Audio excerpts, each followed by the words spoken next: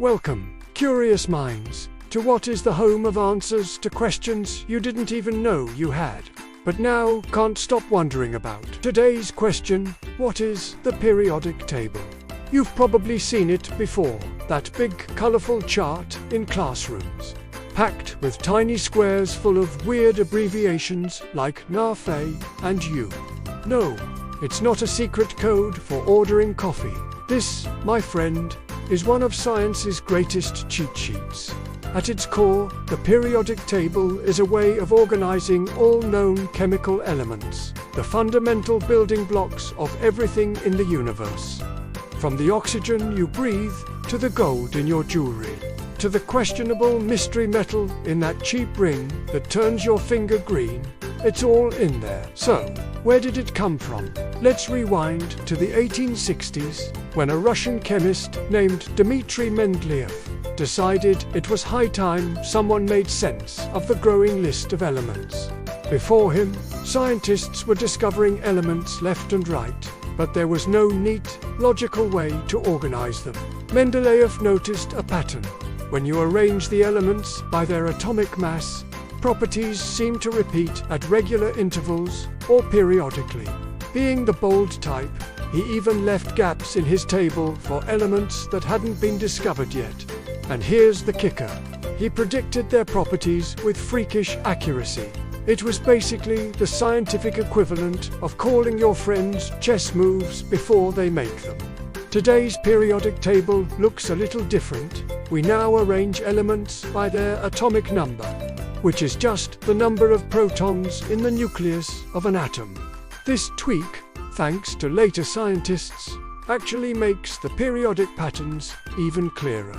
Let's break down what's actually on it. Each little box shows you the element's symbol, the 1 or 2 letter shorthand like H for hydrogen or Au for gold. The atomic number, that's the proton count. The atomic mass, basically the average weight of the element's atoms. And sometimes other useful info like electron configurations. If you're feeling fancy, the elements are arranged in rows called periods and columns called groups. Elements in the same group tend to behave in similar ways, a little like families at a reunion.